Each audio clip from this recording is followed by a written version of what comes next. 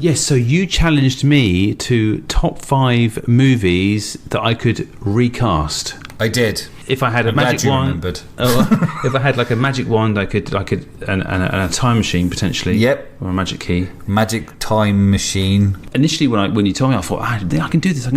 But actually, it's very hard to do. It's very hard to pinpoint and find a film that you. I don't want to hear your excuses, Chris. Well, anyway, I've done it. I've fucking done it. But what I've done is, I've taken films from our podcasts, okay, that I would recast. Okay. So I've narrowed it right the fuck down. And also, good. I've recast one character. Yeah, you don't want to do the whole fucking thing. Hey, come on. I've got loads of time on my hands. So these are in a kind of order, okay? So film number 5, we'll start with the top. Is this like the best or the worst? They're kind of in some sort of order, but it's not hard fast, okay? Because that's not the kind of... Well, I'll be the judge of that, Chris. Yeah, so number 5 is Hitman Agent 47, which we did way back in like episode 4 or 5 or something like that. So originally, Hitman Agent 47 was played by Rupert Friend, a bit of an unknown actor. I had issues with his head shape and his hair stubble. Yes, because he shouldn't have hair stubble. So, I mean, it's difficult to find a naturally bald, completely bald actor that would fill his shoes. So, I didn't... That's not. You don't have to. Okay, fine. They could have just shaved him properly. They could have just done the right, proper big shave. So I had 2 choices for this, and I want you to decide which one. So I think to give it a bit more gravitas, okay, Michael Fassbender. The Fass. Yeah, the Fassbender, or the Stath, Jason Statham. Oh.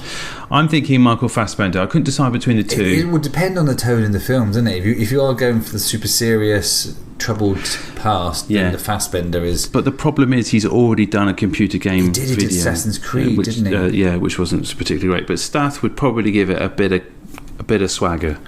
Yeah, my only problem with Stath is that it would kind of... Because he is a baldy, it would... kind of merge into all the films that he's done of the same ilk. So I think he'd be good at it. I just think he'd be good at it. I think I'd go with Fass. Okay, good choice. Good choice, that. So and also his head shape's a bit better. Yeah, and he's got a grizzly old look on his face, hasn't he? He could do the killing sequences with a little nothing on it. He could do that very well. No, that's good. Thank you very much. So I'm glad you liked that one. So number 4. Tank Girl, played by Laurie Petty, obviously, as we know. We did this back in episode 2, I believe. Yeah. Christ. Kangaroo Dick. Yes, that's the one. I would recast Laurie Petty, although in hindsight she didn't do a bad job, to be honest. Margot Robbie, which we did talk about in the podcast itself. So Margot Robbie, genius bit of casting. Yeah, because she was already doing that kind of craziness within her Harlequin films. And also I would completely change the tone, keep it quite comedic for her because she can do the crazy batshit stuff, but also it's mainly set, I think, in Australia, so she could keep the Australian accent for once. Actually, so instead of trying to do British, which I think it's a British, we know it's a British comment, beg your pardon, but keeping it in Australia, recasting Booger and everything as well, and having another stab at Tank Girl, but with Margot Robbie. I think that would absolutely work. That would absolutely work. All right, so that's number 2. I think that's number 4. Number 3. You ready for this one? Ghost Rider. Oh yeah. Okay. Nicolas Cage did his little special thing there. But I would recast this with Denzel Washington. And the reason is nobody does vengeance quite like Denzel Washington. I think he was good in Equalizer. That's for sure. Okay, and it completely puts a different slant on the whole movie altogether. Yeah. Denzel has never done a superhero franchising movie. No. All right. He's got the chops to pull it off. Double chopped. We could even go with maybe changing the whole ethos of the character, maybe get away with some of the backstory where he's not necessarily has to be a racing car or racing motorcyclist. Maybe go from the screen versions of him being a motor car mechanic or a there are various incarnations of the Ghost Rider. Robbie Reyes is one of them. He drives a car. Exactly. So, right. I kind of like that idea. Yeah. So I think they've done the motorbike, and it's all about vengeance. And I think, and with the sort of transformation, the fact he's an older gentleman wouldn't actually matter a shit. Exactly. And I think that's it's out there casting in terms of his age. Yeah. But we could go back in time and pick him from his training day days, I guess. Yeah, or Glory. A single tear. Oh, Jesus Christ. So, yes, Ghost Rider. I thought I was ripe for recasting, considering, well, what we've had before. So, that's number 3. Number 2, Alienator. Okay, our very first podcast. Yeah, okay. So, who have you picked to recast from that film? And this is an interesting one, I think, because in the original Alienator, we had... the woman who played the Woman of Death was Tegan. She was a bodybuilder at the time, a female wrestler. She was like a human tree trunk in a sense. What I would do is, in terms of changing that whole aesthetic of the Alienator, who was like a Terminator type character, relentless, I'd give it a little bit of a twist. Charlize Theron. Blimey. Turn it into... Did not see that coming. No, but listen, she does... I think she would do like a stealthy, sexy predator type thing, right? So she's got like this... the troubled backstory, I guess, was that it was always kind of implied in that film. She's got a steeliness to her. She can do really good... Yeah, like when she was in Alien Covenant. You didn't know if she was a robot now or not, did you? Exactly. You kind of questioned that. But I would, instead of have her like plodding through the jungle or the forests, killing things with a scattergun, she would be a highly... Apart from deers, yeah, but she would have the moment with a deer. But she could be a highly precise killing machine. Right, yeah, rather than just napalming wooden cabins. Yes.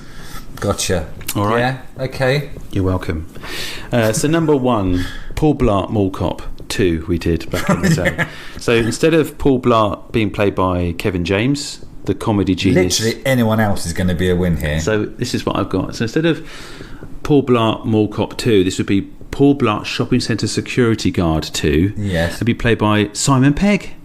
Brilliant. So instead of him rolling around on a Segway, Simon Pegg would just be on his legs. It'd make it a little bit more fun, I think. Yeah.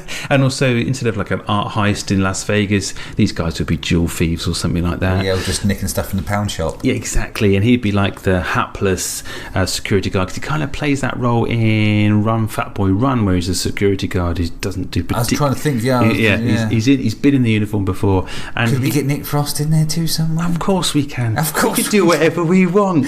We've got the magic wand. So he could be his buddy mate. He could replace the daughter. I mean, obviously not as a young girl, but just saying that kind of... That's odd casting. But no, I just thought maybe they would be... You could just see them radioing each other. One could be from one entrance, and they meet each other for lunch across in the centre. Cornell. And then they swap ends. Yeah. And one does one side of the mall, not mall, shopping centre. I think you're proposing almost completely different film, but I'm with you. I'd watch Simon Pegg Mall Cop. Simon Pegg Shopping Centre Security Guard. Get it right. So that was mine, top 5. Yes, I agree with all of them. I believe Good. I've watched them all, and we're using time machines and stuff. It's hard to not diverge into sort of like a slight remake rather than it's very difficult. It's a very difficult top 5. I found it quite hard. I mean, and originally I had like people like Michael Stipe as Hitman Agent 47 just because of their head, and then we could have it could be a musical, and we could introduce all the REM songs and stuff like that, but it was putting on the spot, right? Yeah. If you had to gender swap all of those characters, well, this is the thing. Who would you do? Yeah, because I was trying to do that as well. Right. It was taking up... So Hitman, who could you have as... You could have Charlize Theron as Hitman. Yeah, I was basically... Yeah, I was looking at gender swapping, all sorts of stuff. What was the other one? Ghost Rider. So Tank Girl would become Tank Boy. Yeah. Tom Holland. yeah. But it's very difficult to find people for these sort of films that haven't already been in a Marvel Cinematic Universe film of any kind of nature. So everyone's got like kind of hands in something. Yeah. But anyway, your top 5. Oh right, yep. Okay, so I've already got an idea for you. I've been thinking long and hard. So at the moment, Disney are doing some really I don't know whether it's inspired or foolish things with their movies and creating live action movies. So we've had Cinderella, we've had Jungle Book, we're having Lion King and Aladdin. Beauty and the Beast and Aladdin. Beauty and the Beast. I'm welling up. So your challenge is top 5 Disney live action remakes that have not yet been slated or on the slate. Right, okay. Can I state at this point, because I'm not going to do any research, can I state at this point, I don't know, I know of Aladdin coming up, I don't know of any others. That's it. I could just run with that. Yeah, Lion King is coming out. I didn't know that. I was going to have one of that one, but never mind. Lion King's had trailers and everything. Have you not seen it? No. It's almost like shot for shot. The original. I don't know why they're doing it. It's confusing me. But yes, okay, cool. But then introducing a lot of the 90s. I mean, we've grown up with these movies, these 90s ones, and there were some bad ones, and it had a bit of a renaissance. Can I diverge into sort of Pixar as well as Disney? No. Oh fucking hell! It's no. Pure hand drawn. The hand-drawn stuff. This is from 80s, 90s Disney. Okay. Early 2000s Disney. You can't go Pixar. That's cheating. Right. Because the quality's too good. And does Chris Pratt have to be in all of them? Or is it just I found it very difficult not to stick Gerard Butler and his friends in there. So yeah, that's your challenge. Top 5 Disney challenge accepted. And actually, what you'll probably find is all these films that you propose in your top 5 will eventually probably be made in a live action. Yeah, this is why. So I'm going to have to go in. If I do any research, they're probably all going to be lining up because it seems to be what they're doing now. Yeah, it's very strange. The Disney behemoth. If we were to draw a graph of my process, of my method, something like this. Sir Ian, action. Wizard, you shall not pass! Cut! Sir Ian. The challenge, the top 5 challenge that we're persisting on this other... Persisting with, furiously. This was tricky, you fucker. Really? Well, yeah, because so many of these... So, right, in case they hadn't listened, my challenge was to pick 5. Yeah, because it's a top 5. No. To be honest, this is the 5. I mean, you had said, was there any more that nearly made the list? No, I struggled to find 5. Oh, okay. So this was the top 5 Disney films that we want to see made in Disney animated films that we'd like to see made into a real life film, like a live action adaptation, which is kind of, it fits in with what's happening at the moment. The real world, but remaking every goddamn film at the moment. So the reason why this is tricky is because of the Disney back catalogue. A lot of them are either already a popular subject, so you couldn't have Robin Hood. No, you couldn't. Sword and Stone is the Arthurian legend and has been done. It's just been done recently times. As well, with the Kid Who Could Be King, Pocahontas got redone by Avatar. Yeah, that's true. yeah, couldn't do that. So Cinderella's been done, Alice in Wonderland's been done, Peter Pan's been done, Sleeping Beauty's been done. The Jungle Book's been done. Robin Hood we mentioned. Winnie the Pooh's been fucking done. Yeah, it's been done. Not particularly well either, I'd have to add. Nope. Aladdin's being done. Beauty and the Beast has been done. The Lion King's being done. And then you said I can't have any of the Pixar shit, so I can't have Toy Story or. So you have literally been left with what, 5? It's not. Yeah, it's a question of what the fuck is left. There are some there. There are some. So okay, right, come on.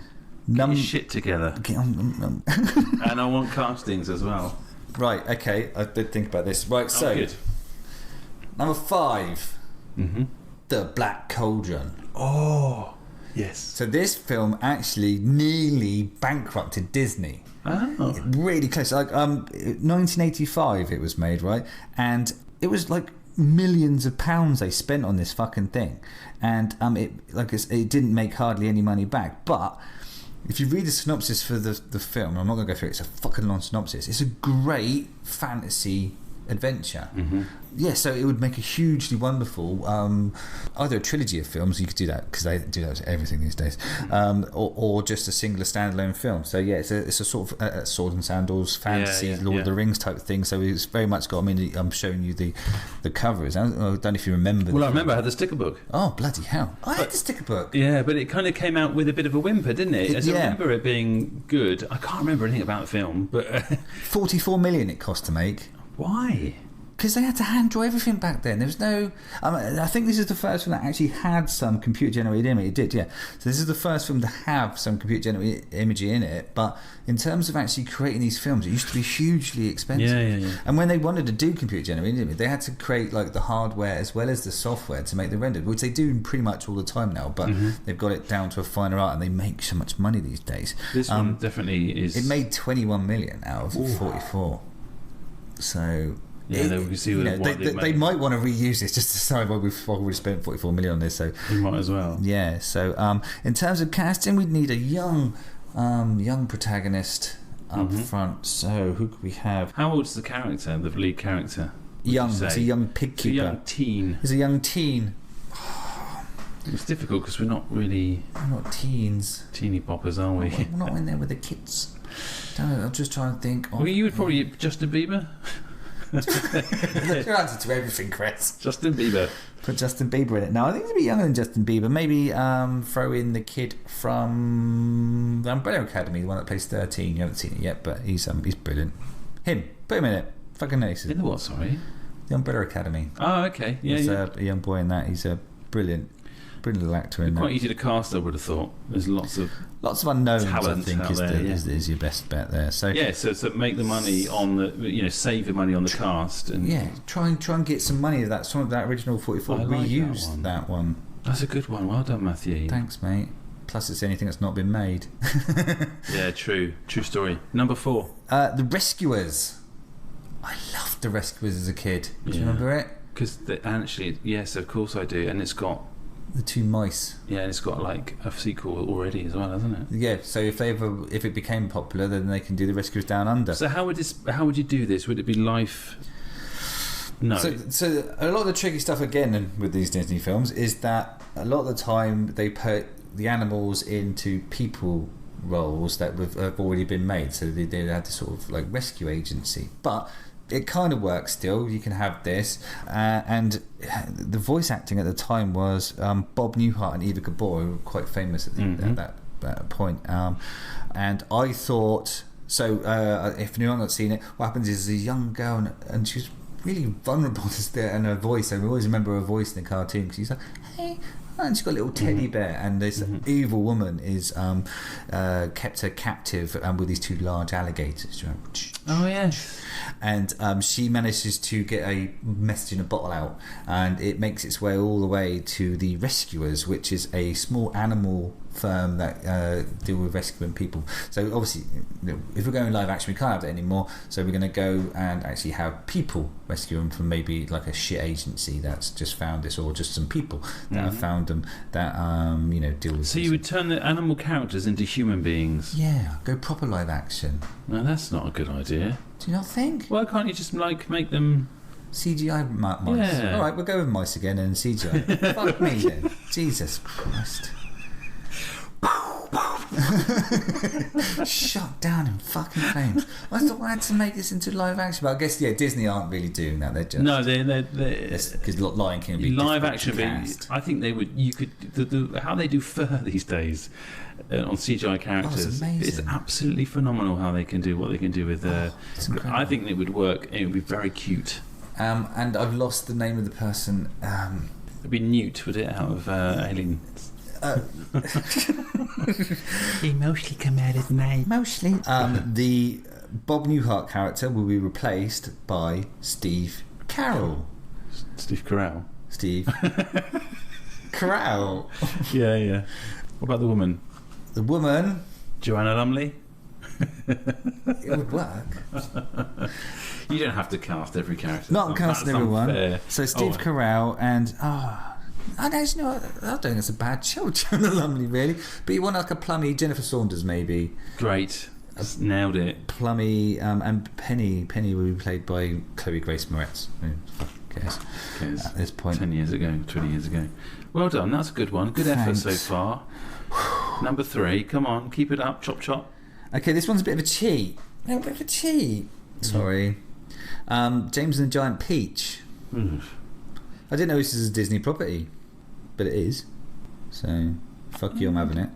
Yeah, okay. Well, it's fine, it's been done, but not in live action, so obviously that's why it's on the list. That's what's on the list. Although, does this count? Because it does start with live action, doesn't it? No, it's fine. With Joanna Lumley. Oh, is it? Yeah. So there's stop motion, isn't it? Yeah, it's mostly stop motion. It's a great film. But yeah, no, it would work. Definitely would work. Yeah, James and Giant Peach. I think that would be nice. You could have any young child. Yeah, you don't. Yeah, I mean, this is difficult for us to. And Sir Ian McKellen as the caterpillar. He could voice any number of those. I love a peach. And Patrick Stewart as the other. Make it so, number 1. Yeah, so that'd be great. I'd like to watch that. Okay, in at number 2. In at number 2. I actually watched this for the first time, maybe for the second time. Atlantis, The Lost Empire. I knew you were going to choose this. Did you know I was going to choose this? I knew it. Why? Because it's on a ship. A spaceship? Atlantis? It's underwater. Yeah, so it's voiced by Michael J. Fox in the cartoon. Derided archaeologist scientist who believes in the existence of Atlantis and the highly advanced race of people that used to live there, and goes on a fantastical adventure with a group of like mercenary type characters. Finds Atlantis, mercenary characters turn bad, escapes from Atlantis, saves Atlantis from certain doom, etc. This would make a brilliant film. I mean, it was a good cartoon and one I'd not really heard of, to be honest. It was really good, and it's got enough twists and turns to keep the adults interested. In fact, he's been updated to being more of an adult film anyway. In terms of who to play it, I think we'd go with young Spider-Man, Tom Holland. Yeah, that's good. As the is he too young? Too young, is he? No, that's fine because he's laughed at anyway because of his age and stuff. So, right. And maybe Tommy Lee Jones as the main. Tommy Lee Jones as the mercenary guy, the man with the ball bag face. Yeah. I thought when you said that film, do you know what? Because it wasn't the one I thought you said Treasure Planet, but you didn't. You said Hunter Atlantis at number 1. Oh, I see. Yeah, no, Treasure Planet is brilliant, and that was my final pick. Oh, mostly. Sorry. No, that's fine. That's fine. I mean, if this section was called Chris pisses on Matt's parade, then you fucking nailed it, mate. It's like every week I do that, so don't worry. It's my job, just pour scorn on everything you say. So yeah, Treasure Planet. Again, it was. I didn't know whether or not to pick this one or not because obviously it's just Treasure Island, but set in space. Yeah. And has that been done before? But in terms of what the fantastical element and the special effects that they could do. Yeah, it'd be amazing. That's a great film. It's got like sort of mutanty characters, isn't it? And kind of half. The pirates are kind of half cyborgy kind of type of characters. Isn't there like a Catwoman type thing? Isn't it? Yeah. She's the second officer or whatever it is. And lots of little robot-y kind of things flying about. Yeah, you could make this amazing. Bambi 2. The other film, that I would have included if it was me, my challenge would have been The Princess and the Frog. Oh right, one of Disney's last. I did think about as well The Fox and the Hounds because don't. That film is so sad, and in these modern times of veganism, I can imagine that being jumped on by people. That is a great film, but in terms of there's not a great deal of plot. It's just two people become friends, and also I was thinking of I was in my mind recasting these things as humans, and that wouldn't have worked because you'd end up with a human hunting another human at the end. You've missed a little bit of the premise of it, but it's fine. It's fine. So, Treasure Planet was the final one simply because this, like, very much like Atlantis: The Last Empire. That's why they were my 2 and 1. Yeah. 1 and 2 they were indisposable because of the grandiose sci-fi nature that you could create with these, and these wonderful worlds you could paint with those 2 films if you made them into a modern CGI filled fun fest. And I wouldn't be surprised if this is actually how things go. Yeah, I mean, as I say, looking down this list, there isn't a fucking great deal left. Because I've heard that they're doing The Hunchback of Notre Dame. Yeah, so, and also leads me to my challenge for you. Yeah, now I suppose it's my turn again. Yeah, so my for however long this lasts for. So the Treasure Planet made me think of top 5 time displaced films. The fuck? Right, so Treasure Island become Treasure Planet in a sci-fi redux. Oh. Yeah? You will have to find 5 other films that you could set in a different timeline. Set in time, so you could take Star Wars and set it back in pirate times if you wanted to. Okay. Not anymore, because I've said that one out loud. But it's kind of already...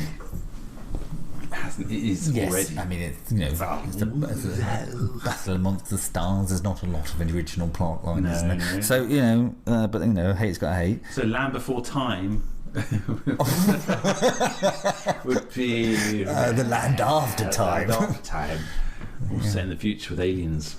Yeah, if you like. Wow, I've got some out there things to think about. So again, you set me one that makes me. It involves me not looking at a list and picking out things. I actually have to put work into this. Yeah, you have to think. You have to think outside the box, and then maybe we'll make some money out of this one day. You never know. You never know. Shaun of the Dead in Victorian times. That'd be brilliant. It's already done, though, isn't it? How have they done Shaun of the Dead in Victorian times? They've done that Jane Austen zombie flick, haven't they? That's not the fucking same, is it? I don't know about you, but I'm thirsty as fuck.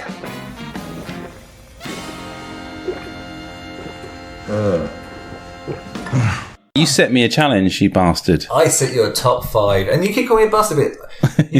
You're like, you set me a challenge where I got to pick 5 things of a list of 6 and make it interesting, whereas I gave you the world of film to go through. Yes, no. And you're calling me a bastard. I guess in hindsight, now that I've done it, actually, once I got my head... that you're the bastard. Yeah, when I got my head around the actual task that you set me, I was comfortable with it. So basically, those who aren't aware of it, it's the top 5 challenge. So in the companion episodes to the main podcast of the film review, TV stuff. So you have The Apprentice, You're Fired. Yeah, exactly. The Great British Bake Off. Yeah. Afterbite, or whatever the fuck. Afterbite, Underbite. Hosted by, I don't know, Will Young. But well, anyway, we set each other challenges, top 5 things, usually movie related, because that's kind of what we do. But you set me the one to find, or what was it? Quite hard to actually say out loud and to explain. So explain to the audience. Time displaced films. I set you, which doesn't really sum it up. So I wanted you to basically relocate some films in time and space. So, for example, if something was a caveman film, you would then set that film in the far future.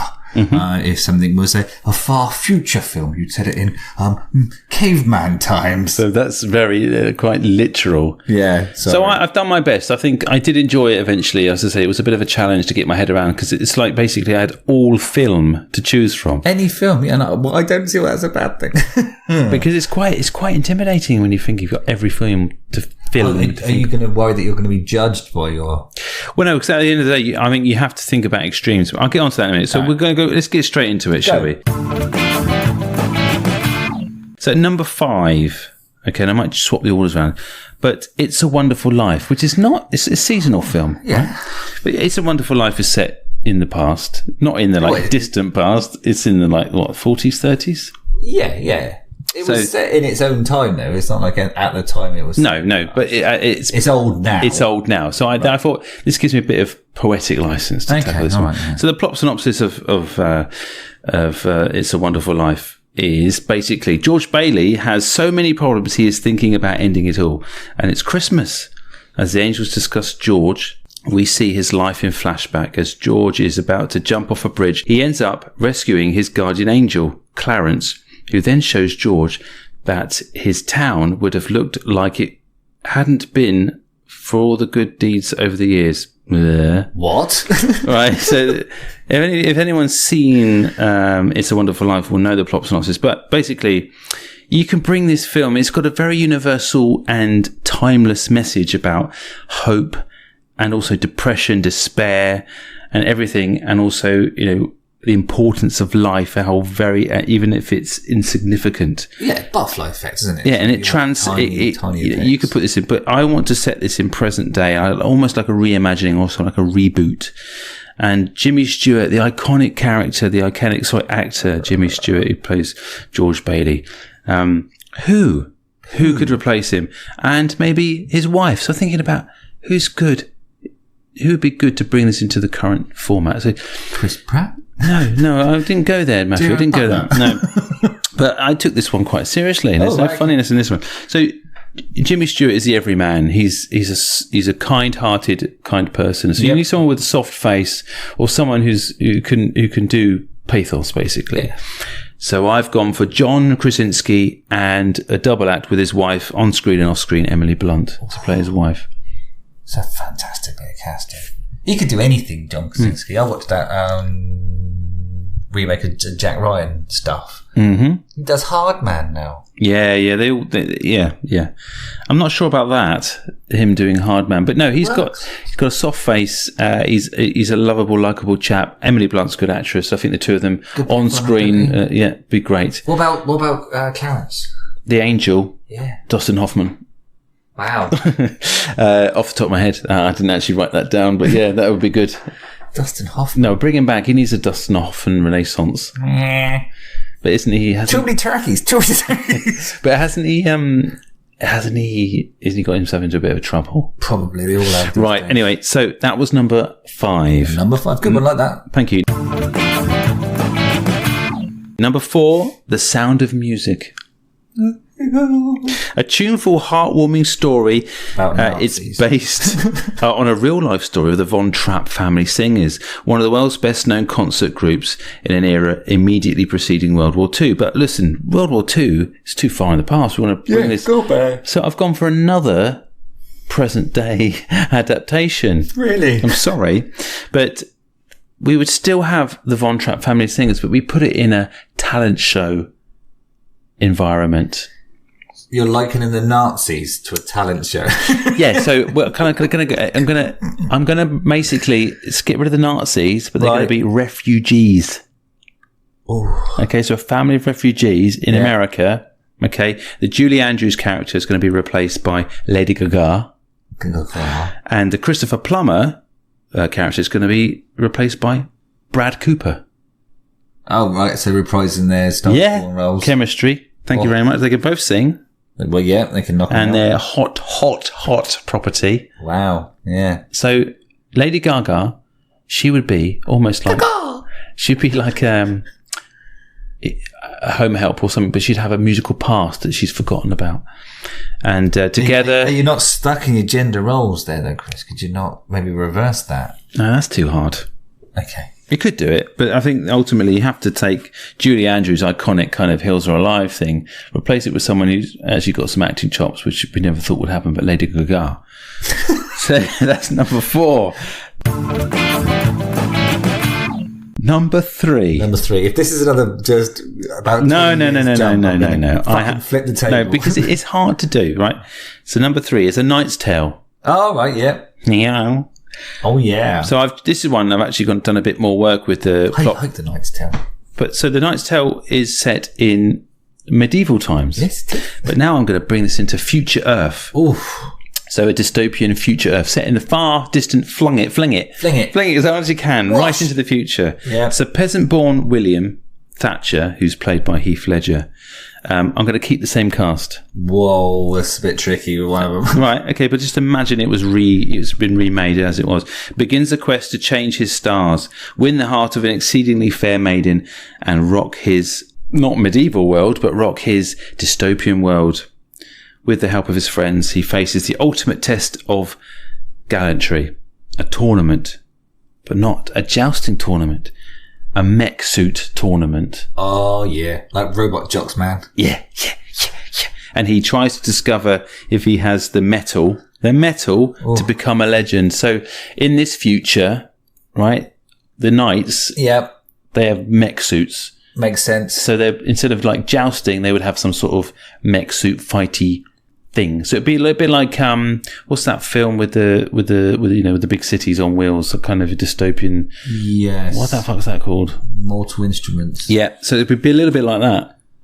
Yeah, gotcha. Do we think that in this dystopian future, class society will prevail once again? Yes. That's why I've said it. Haves nots, I suppose. Yeah. That's why I've said it. Okay, well, that's the plot of the film. But you piss at my fire all the time. Yeah, you do. I mean, I do. I do. I'm also always scorning yours. No, you're right. Sorry. And you're right to call me up on that, Matthew. So that was number 3. Number 3. Number 4 is Attack the Block. Okay, so Attack the Block, the Joe Cornish film, was amazing. Great cast. And again, I'm going to keep the same cast because they're all mainly still alive.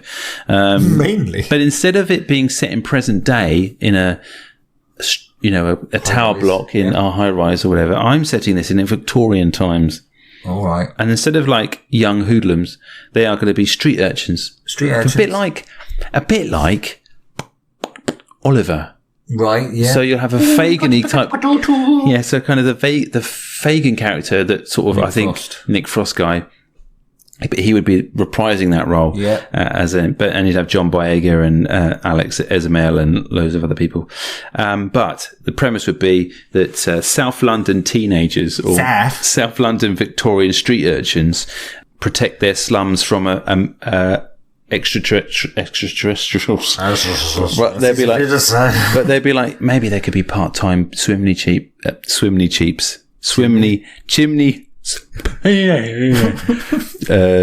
sweeps. So they would be scouring up the chimneys, getting away from the guys that are hopping across the rooftops. Yeah, working the old workhouses. Yeah, maybe they would the factories. Yes.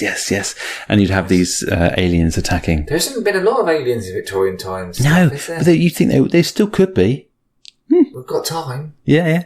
So I think that's good. That's my favourite so far. Okay, well, hold your horses. You haven't heard number 1 yet. I said so far. So number 1, Alien. I prefer your one. Okay. Alien? Listen to my plot synopsis of Alien. Right. On the Pacific Ocean, the crew of the exploratory ship Nostromo is awakened one night halfway through their journey home to investigate a distress call, a flare potentially, from an unknown vessel. The terror begins when the crew encounters the nest of eggs deep inside the ship's hull. Ooh. An organism from inside an egg leaps out and attaches itself to one of the crew, causing him to fall into a coma. Oh. And we all know what happens next. Yeah. So basically, the magnificent Sigourney Weaver will be replaced by Zoe Saldana. Oh yeah, because she needs something else to do immediately after Infinity War, or maybe this is, I don't know whether she's alive or dead. But yeah, this is going to be kind of set in like a slave ship, or maybe a ship that's part of like Captain Cook's crew on the voyages of the Pacific Ocean, where they've just been they're on their way home. They've been on an expedition for years. And so it's the last part of the journey. And a flare is seen in the distance, or some sort of communication device. I don't know if they had flares in them days. And they go and investigate. And there's a mysterious ship. I think just seeing a ship. It's an unknown ship. And all the crew have disappeared. But as I say, they go aboard. Zoe Saldana, who would not necessarily be, wouldn't have been like the heroine. Or, you would expect it to be potentially somebody else in the crew. She's maybe part of like, I don't know, this like a subservient part of the crew, maybe. Has been picked up maybe along the way. She's not part of the original crew, and then she saves the day. I wouldn't save the day. She's one of the last surviving people. Yeah. How are they going to blow the alien out of the airlock? They'll drown it. Okay, fair enough. I hadn't thought about how they do that, but this is just a podcast. It's not. She could attach an anchor to it whilst in a lifeboat. Yes, all these things could happen. And Yeah. So yeah, I And enjoy. also that kind of fits in the alien world. We spoke to. We were talking about Paul Anderson in our last podcast, the Alien versus Predator world. They started doing that, didn't they? They got some predators with muskets and whatnot. Oh yes. So that, But I think also, you get the vast openness of space, and in space no one can hear you scream. But if you're in the vast ocean surroundings, like the Pacific Ocean, miles and miles, it's a similar situation. The isolation and the claustrophobicness of being on a boat with small cabins and stuff, I think would work. There's last two. The last two I like the time jumps in those last two. But the thing is, the first two. Not so good. Less. There's less of a time jump. I think that's probably It's hard. It's a hard one because you think of you would probably do a lot better job at this one. So it's my turn. Yes. For you now. This is one I was going to pick for myself last time if you couldn't think of anything last minute. But I'm well into nostalgia. I don't know about you, but there's a lot of nostalgic things happening in films. Well, there always is. 80s is the main thing that's still got, legs. It's still running and running.